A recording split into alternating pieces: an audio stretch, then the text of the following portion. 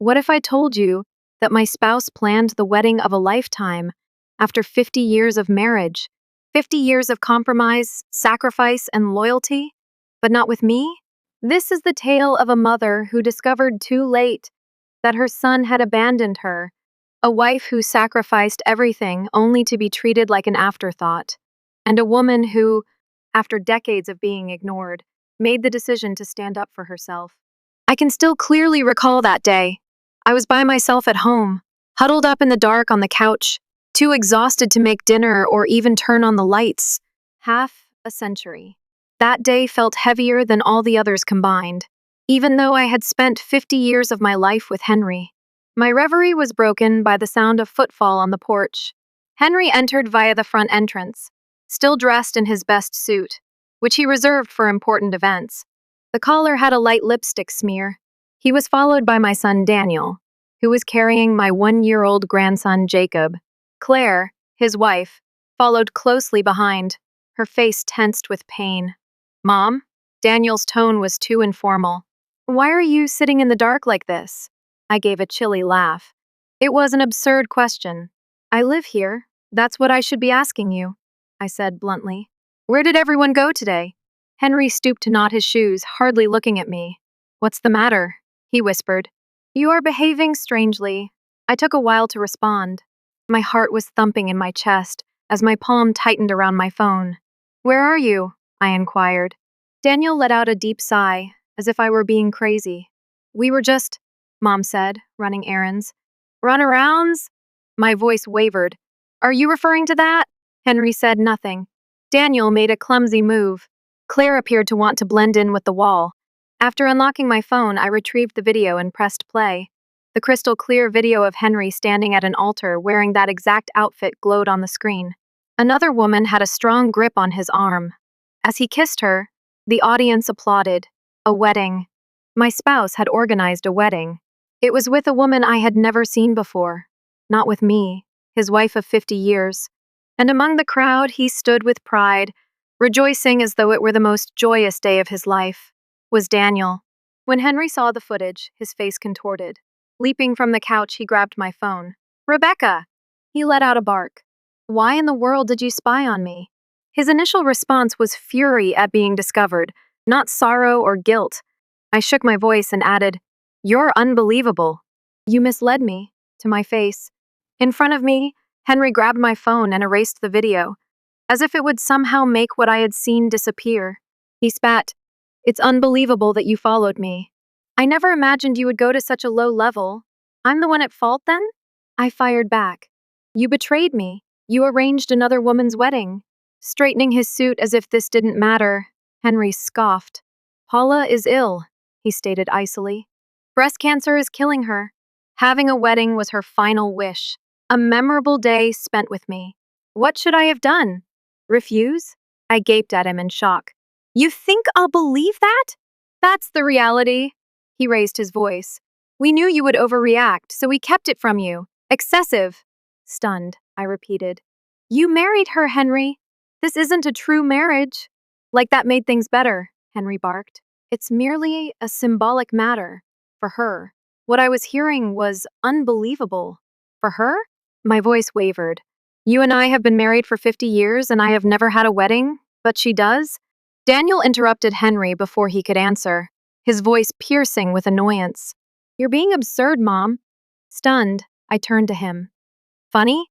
Paula is death," Daniel yelled. "And you're envious of a woman who is dying? That is pitiful. It seemed as if someone had hit me." "Are you jealous?" I muttered. Daniel's tone was sharp as he stated, "You have to move past it. Dad and you are both elderly. Why should we make such a huge deal out of this? You ought to be above all of this juvenile drama." In my chest, his words twisted like a knife. Standing there, protecting a woman who had taken everything from me, was my own son, the boy I almost died giving birth to. Daniel whispered, "Come on, Jacob," and took his son's hand. "Let's leave this place." "Bless her heart." Claire stayed behind for a moment. "I apologize," she muttered. Then she went out the door with Daniel. Henry, who had the audacity to sigh theatrically, as if I were the one who had wrecked the evening, was the only person left with me. Observe your actions, he whispered. You simply needed to create a stir. I took the divorce papers I had written weeks before out of my bag. I had a gut feeling that something similar was on the horizon. Between us, I set them on the coffee table. Let's get a divorce, Henry, I whispered softly. Henry's expression changed for the first time during the evening, not out of sorrow or guilt, but out of pure incredulity. Enough with the tantrum, Rebecca, he sneered. We are 70 years old. Be practical. You're not old enough for this. No, I responded steadily. I'm too old to waste any more time on you. Henry looked at me as if I didn't speak English. Softer now, he said. Come on. We have always been together. Simply let it go.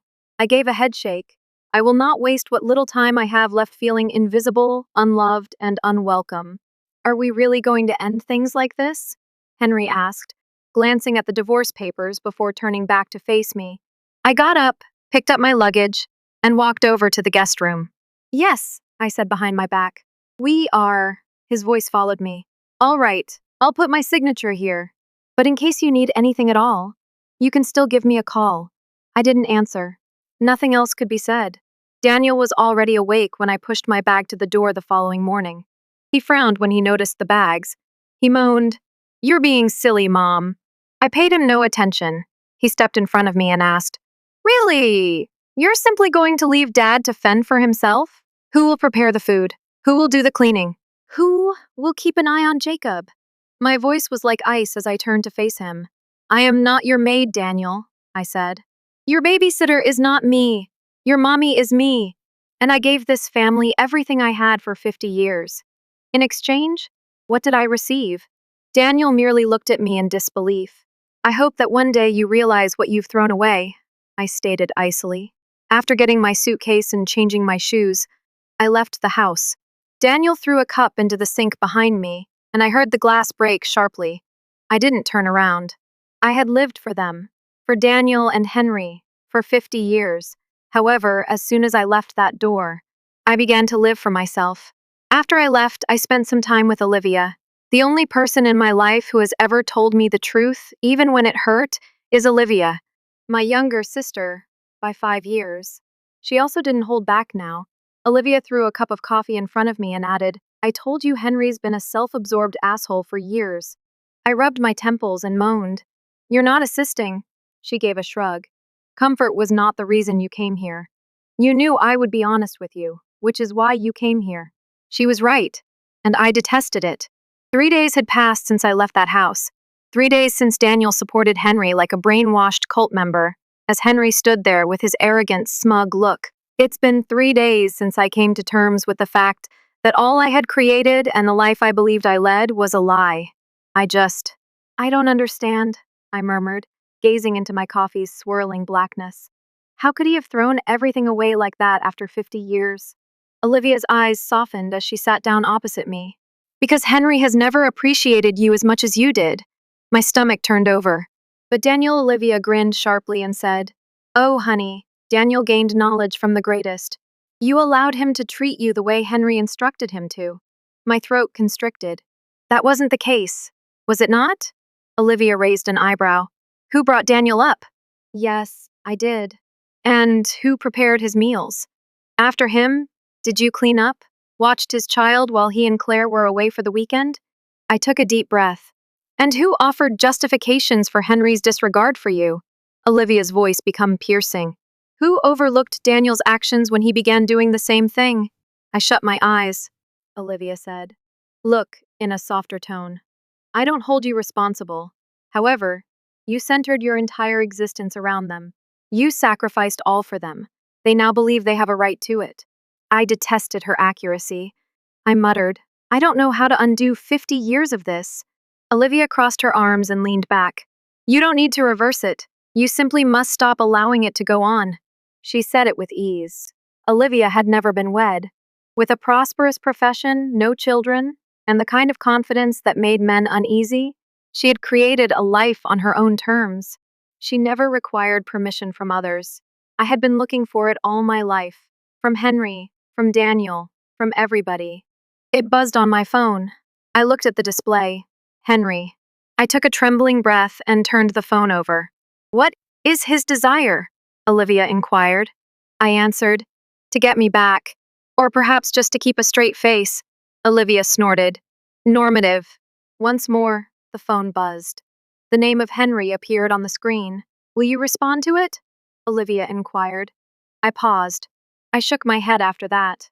No. But Henry didn't give up easy. He left lengthy, meandering voicemails explaining that he had made a mistake, that the marriage wasn't real, that Paula was sick, and that he just wanted to make her happy. He arrived at Olivia's place a week later. I heard the doorbell ring while I was folding laundry on the couch. I opened the door as Olivia was out on errands. Henry appeared worse than I had ever seen him as he stood there. His hair looked a little unkempt, and his shirt was crumpled. Breathless, he said. Rebecca, can we have a conversation? I didn't shift to make room for him. What are you talking about? Henry ran a hand through his hair and let out a deep sigh. Look, I made a mistake, I responded icily. That's an understatement. Henry's gaze became piercing. I'm not kidding. I'm aware that I offended you, I said. You didn't just hurt me. You deceived me. You made me feel ashamed. That wasn't the case. Oh, really? I crossed my arms. Because it appeared exactly like that from where I was sitting. Henry's expression clouded. He reiterated. It wasn't a real wedding. Paula is ill. All I wanted was for her to be happy. I responded coldly.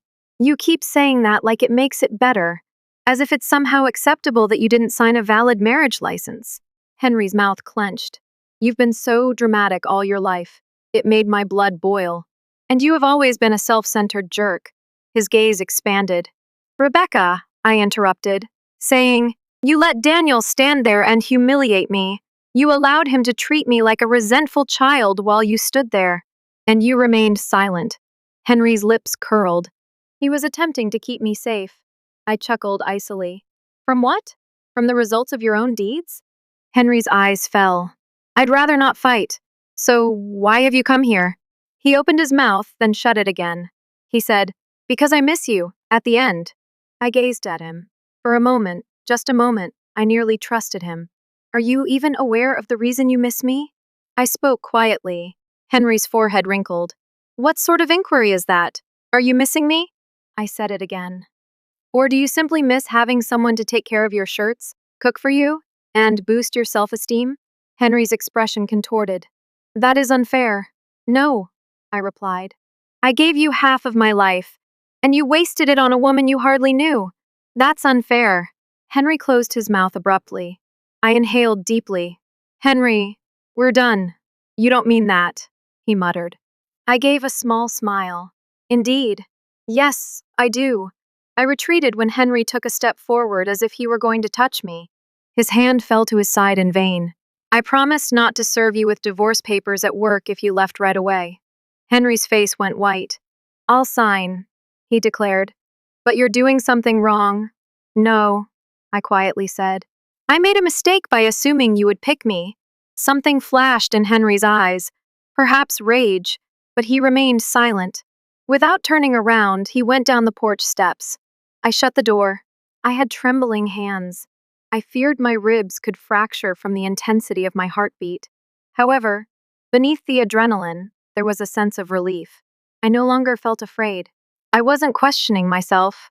I had chosen myself above him, which was the toughest thing a woman in my situation could do. Daniel called a couple of hours later.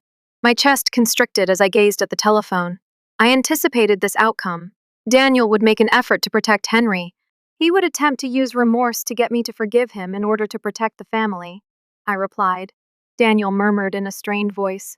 Mom, what are you doing? I shut my eyes. What are you doing? Making Dad's life difficult. Daniel, I murmured. I'm not making things difficult for him. I'm simplifying things for myself. Daniel's silence was like a canyon separating us. At last, he remarked, You're acting selfishly. I grinned. Well done. Mom, Daniel, I interrupted him. This is not your concern. It is, of course, my business. No, I firmly answered. It isn't. Before he could utter another word, I hung up. I switched off my phone, and I sat down to enjoy a peaceful evening for the first time in 50 years. Not guilty. Don't worry. No Henry. No Daniel. Only me. It was not long before the ramifications started. Olivia's attorney made it very evident that delaying this would just cost him more money. So Henry signed the divorce papers without much of a fight. He was sensible enough to recognize when he was in a corner. Daniel, though, he wasn't going to give up so simply. 3 days following the signing of the documents, he arrived at Olivia's home. I was doing the dishes when I heard the knock on the door. It was only me because Olivia was at work. I considered ignoring it, but I knew precisely who it was as the banging grew into a pounding. After cleaning my hands, I opened the door. Daniel entered without waiting for an invitation and said, "Mom." I answered dryly, "Nice to see you too," and shut the door after him. Daniel stood with his jaw clenched and his arms folded in the center of the room. He was dressed professionally in slacks and a button-down shirt, most likely from work. He still had that childlike appearance at the age of 35, but his eyes' harsh edge gave him an older appearance. "Why are you in this place?" I inquired. "We must speak. We don't really." Daniel's gaze flickered. "Yes, we do." With a sigh, I took a seat on the couch. "All right. Express your thoughts." Daniel took a seat across from me, leaning his elbows against his knees. "What are you doing? What are you doing? Going away from Dad?" I made an unpleasant hollow sound when I chuckled. "You're not serious." Daniel's jaw clenched. He did something wrong. A mistake? My voice became piercing. "Are we now referring to that as a full wedding? An error?" Daniel's eyes grew gloomy. "Paula is dying, and that's meant to justify it?" Daniel tightened his jaw. Dad was attempting to act kindly.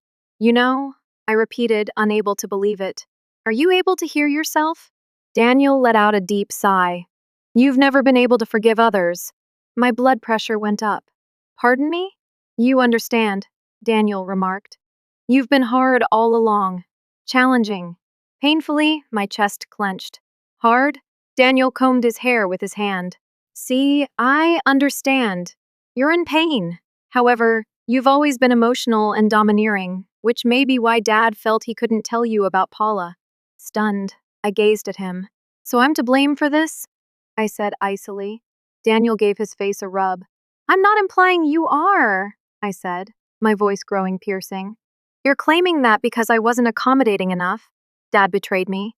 As if I should have simply taken it with a smile. Daniel remained silent. "You're amazing," I said as I got to my feet. "Do you truly believe that Dad is the victim in this case?"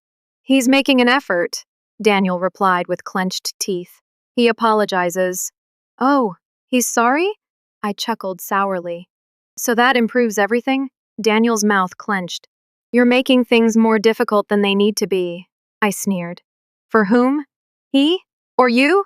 Daniel, who was taller than me, said, "You're ruining this family." I moved in closer, staring into his eyes. "No. When your father threw a wedding behind my back, he ruined this family." Daniel's expression curled in exasperation. "You're portraying him as a bad guy. If the shoe fits." Daniel squinted his eyes. "Are you even concerned about Jacob suffering from this?" My breath caught. "Avoid it." "He is perplexed," Daniel remarked. "He finds it incomprehensible that Grandma and Grandpa are no longer together. He never stops asking why you don't want to visit." My chest twisted sharply with guilt. "You owe him," Daniel remarked. "To try at least." I trembled when I spoke. "Do I owe him?" Daniel's gaze became piercing. "Yes." I chuckled icily and resentfully. "Do you wish to discuss owing?" "I raised you for decades. Let's talk about that. When you were ill, I remained up late. The hours I spent cooking your favorite meals, bringing you to soccer practice, and helping you with your homework." My voice faltered. "Let's discuss how I gave you all I owned, and how you're now claiming that I owe you money." Daniel's expression grew serious. "That isn't equivalent, isn't it?" I said in a cold tone. "Because it sounds exactly the same from where I am standing." Daniel closed his mouth abruptly. I muttered, "You've taken me for granted." "The same way your dad did." Daniel's gaze flickered. "That is unfair." "No?" My hands trembled. "When was the last time you gave me a call to check on me? When was the last time you asked me to join you for supper, so we could spend time together?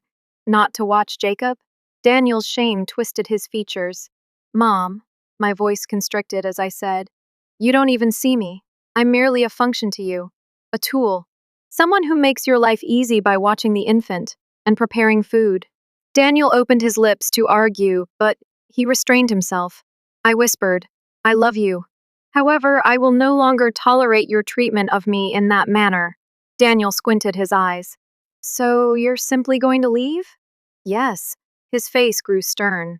All right, he said. Do as you please. He walked over to the door. I saw him yank the door open and grab his jacket. Daniel, I murmured. With his back to me, he paused. I hope Jacob is more kind to you than you have been to me. Daniel tensed. Without saying another word, he left after standing there for a moment, with his shoulders hunched. With my heart racing, I collapsed on the couch after he departed. I detested how painful it was. Daniel could still make me feel so insignificant, and I detested it. An hour or so later, Olivia returned home. She sighed after giving me a quick glance. What took place? She inquired. Daniel. She gave an eye roll. Obviously. I massaged my face. I believe I've lost him. Olivia took a seat beside me and said, You didn't lose him. He is furious. However, he will change his mind. I gave a head shake.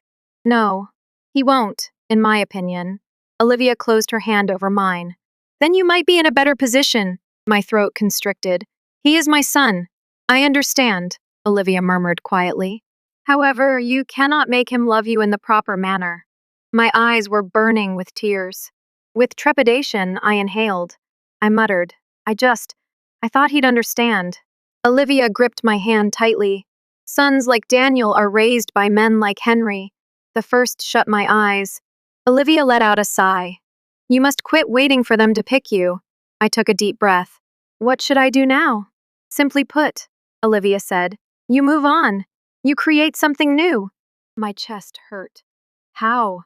Olivia gave a small smile. You have dedicated 50 years to creating a life for others. It's time to construct one for yourself now. After she departed, I sat there for a while. Outside, the sun was lowering. There was silence in the apartment. I had no one to prepare meals for the first time in years. No one to follow up with. Nobody is waiting on me to take the next action. Perhaps that wasn't such a bad thing after all.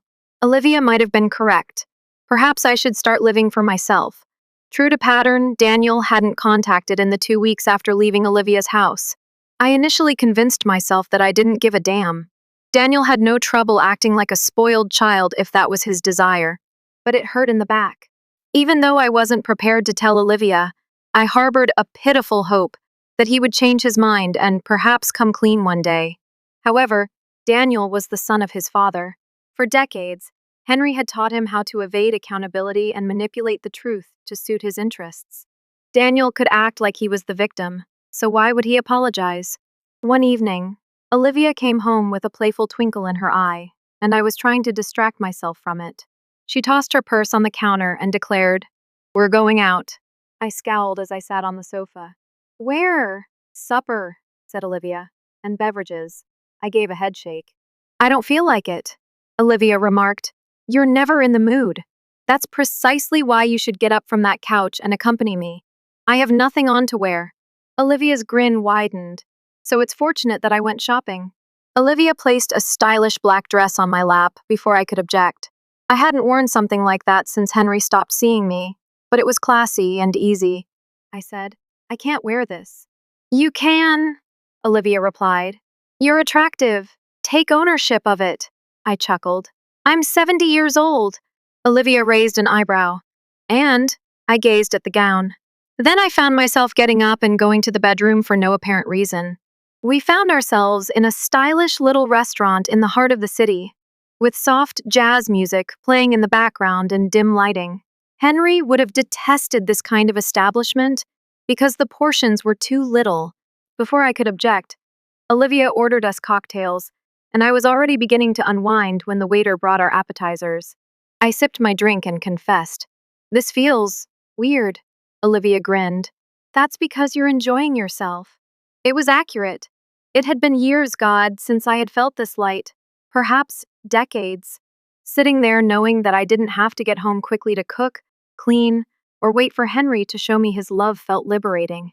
Olivia's eyes grew piercing over my shoulder as we were halfway through dinner. Oh, shh, She whispered, "What?" My heart fell when I turned. Daniel. He and Claire and Jacob were seated in a corner booth across the room. I was first noticed by Claire. She waved and grinned uncomfortably.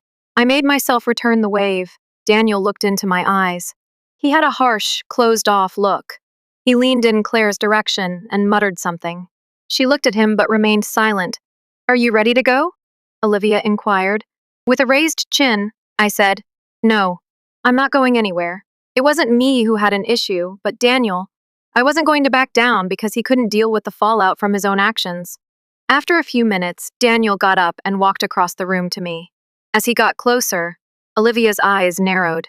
"Mom," Daniel uttered rigidly. I said, putting down my drink. "Daniel." He clenched his jaw. "Can we have a conversation?" Olivia laughed. Oh, this should work out well. Daniel paid her no attention. "Just 5 minutes." With a sigh, I got to my feet. "All right." Daniel guided me away from the other tables and into the rear of the eatery. His face was stiff and his arms were crossed. "I was surprised to see you here," Daniel remarked. "Out in public, you mean?" I said. "Possessing a life?" Daniel's jaw dropped. "I didn't mean that, isn't it?" My arms were crossed. "Because, given my current position, you appear to be quite uneasy about the fact that I'm not sitting at home, waiting for you to remember that I exist." Daniel's gaze flickered. "This isn't how you have to be." "Like what?"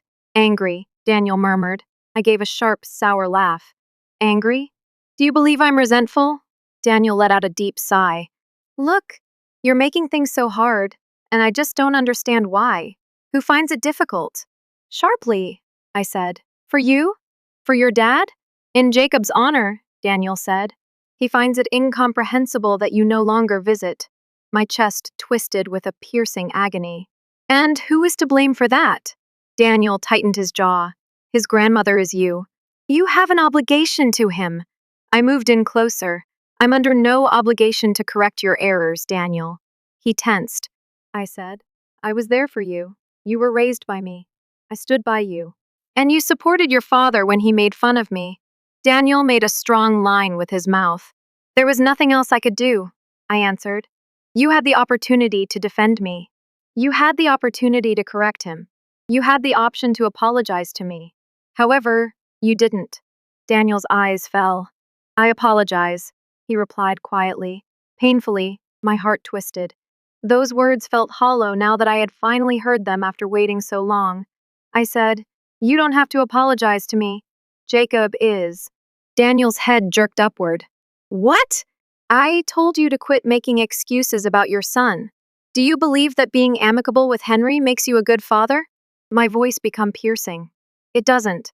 Jacob will learn from you that it's acceptable to treat the women in his life the same way your father treated me." Daniel's face went white. "Do you wish for me to be involved in Jacob's life?" I said.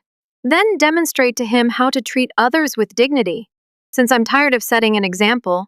Daniel's eyes grew gloomy. "Mom," I gave a headshake. "Enough." Daniel started to speak, but Olivia came to my side before he could finish. "Are we finished here?" Olivia's tone was stern as she asked. Daniel glanced in her direction. "Remain away from this." "No," Olivia replied. "I doubt that I shall." Daniel squinted his eyes. "This is not your concern." Olivia calmly remarked, "When you began treating our sister like a second-class citizen, you made it my business." Daniel's expression tensed. "You always side with her." "Because she is correct," Olivia remarked. Daniel balled his hands into fists. "You two are amazing." "You can go now," Olivia said kindly. Daniel's gaze pierced my own. "I hope you are aware of your actions." I gave a small smile. "For once in a long time." "I do." Daniel's eyes grew gloomy. Without saying another word, he turned and headed back toward his table. Olivia let out a sigh. That went smoothly. I sank back in my chair and shook my head. Even though my hands were still shaking, I felt calm underneath the adrenaline. "Are you all right?" Olivia inquired. "I'm not sure," I said, "but I believe I'm making progress." Olivia grinned. "That's a beginning." Dessert was ordered. Before it came, Daniel fled with Claire and Jacob, not even turning around. And, truthfully, I didn't give a damn. I wasn't pursuing him for once. and I felt like I was finally headed in the right way for the first time in 50 years. It was 2 months later. 2 months of calm and silence, the kind that formerly made me anxious but now felt peaceful. Henry had left. Daniel had left. Nevertheless, the world continued to revolve. I continued to live with Olivia, but after a while, I began to crave for my own privacy. I located a modest townhouse close to Olivia's house. It wasn't very fancy, but it was mine. I got to decorate it the way I wanted to for the first time in my life. Henry's terrible taste in dark wood furnishings cannot be accommodated. Don't care about what Claire or Daniel may think. It was just me, choosing vibrant hues and plush textiles, and decorating the walls with items that brought me joy. And what do you know? It was pleasant. After the divorce was finalized, Henry made several phone calls. He only left a few missed calls, typically late at night, and no voicemails. I ignored Olivia's advice to block his number. I wanted him to know that I could ignore him, not because I was expecting him to come back in a big hurry. The power was now in my hands. Daniel, however, did not make a call, not once. Although I appreciated Claire sending me a few texts with images of Jacob, it was obvious that Daniel wasn't prepared to let go of his rage. All right. It wasn't my problem. It was his. The doorbell rang one day when I was reading a book on the back patio. I scowled and put my book down. It was intended that Olivia would visit later. Daniel was standing there when I opened the door. He had a rugged appearance. His shirt was rumpled, and his hair was a little messy. He had Jacob's hand in his. Daniel murmured softly, "Mom." I folded my arms. "Daniel." Jacob grinned. "Hello, grandmother." My chest constricted. "Hello, my love." Daniel paused. "May we enter?" I thought about refusing. Jacob gave me a smile, though, and I moved aside. "Come on." They entered. Without hesitation, Jacob retrieved a plush dinosaur from his backpack and went onto the couch. With his hands placed between his knees, Daniel took a seat beside him. "What's happening?" I inquired. Daniel rubbed the back of his neck and moaned. "I lost Claire. I went cold." "What?" Daniel gave a sour smile. "Last week, she gathered her belongings and brought Jacob to her parents' home." My gaze grew softer. "Daniel," he said, "I don't blame her. Not at all. I've been challenging." I responded drearily, "That's one word for it." Daniel gave a small smile. "I've been cold," she said. "Shut off." He let out a harsh sigh. "I'm too much like Dad," she said. I gasped. "And she's correct," Daniel acknowledged. He spoke in a strained voice. "I didn't even realize I was becoming like him, because I've been angry for so long." I took a seat on the other side of him. "Therefore, what will you do?" Daniel's eyes fell. "I'm not sure." He lowered his voice as Claire said, "She needs space, and truthfully, I have no idea how to solve it." "You can't," I said. "Not all at once." Daniel glanced up into my eyes. "How did you accomplish that?" I gave a small smile. "What should I do?" "Rest in peace," Daniel said. "Of Dad. Of me." My throat constricted. It wasn't simple. Daniel's eyes grew gloomy. "I didn't make your life easy." "No," I concurred. "You didn't." Daniel's lips quirked. "Why didn't you quit up then?" I gave a quiet smile. "Because I cherish you." Daniel's expression contorted as if he was unsure of how to react to that. "I also loved your father," I remarked, "for a long time. However, loving someone does not include allowing them to dominate you." My eyes become piercing. "Do you wish to make amends with Claire?" "Quit offering excuses." Daniel winced. "I urged you to stop holding your father responsible for your development. Stop accusing me of not being sufficient for you. Daniel, you're an adult." Behaving like one, Daniel's eyes grew gloomy. "Are you going to make things difficult for me?" I grinned. "No." Daniel let out a sigh. He glanced at Jacob, who was on the coffee table playing with his dinosaur. His face grew softer. Daniel muttered, "I want to get better. Then improve," I answered. "Not for me. For him." Daniel's eyes became piercing. Slowly, he nodded. "Mom?" "Yes?" Daniel's lips quirked. "Maybe we could try again?" My heart pounded in agony. Maybe this was a first step, but I wasn't ready to fully let him back in just yet. I declared, "I'm not babysitting." A tiny smile appeared on Daniel's lips. comprehensive. And when you need help, you can't count on me to drop everything, I said. I got it. And should you ever talk to me in the same manner as you did at Olivia's house? Daniel grinned broadly. I refused to. After a moment of hesitation, I extended my hand and squeezed his. Daniel gripped my hand tightly. His gaze grew softer. I apologize, he replied softly. I understand. Jacob raised his head. Can Grandma join us for dinner sometime, Daddy? Daniel glanced in my direction and said, What do you think? I grinned. We'll see. Daniel asked me to join him for supper a week later. Claire, who was initially apprehensive but eventually warmed up, was also present. Even though Daniel's cooking was subpar, the effort was what counted. As if nothing had ever gone wrong, Jacob sat by me the entire time, discussing dinosaurs and school. There was not a single mention of Henry. Daniel took me to my car after supper. I'm grateful, he said. For what purpose? Daniel answered. For giving me another chance. His eyes grew softer. I'm not worthy of it. Perhaps not, I replied. You're trying, though. Daniel gave a small smile. See you next week, then? I grinned. We'll see. That night, I felt lighter than I had in years as I drove home. When I arrived at my townhouse, it was dark, but the silence had lessened. It buzzed on my phone. Olivia's message. Olivia. So, at last, did Daniel take his head off his ass? I typed back, laughing. Me? We'll see. Curled up under a blanket on the couch, I gazed out the window. The room was softly lit by the lamps outside. Henry had left. At last. Daniel was maturing. And me? For the first time, I was learning to live for myself. Not for Henry. Not for Daniel. Not for anybody else. Only for me. And that was sufficient for the first time in 50 years.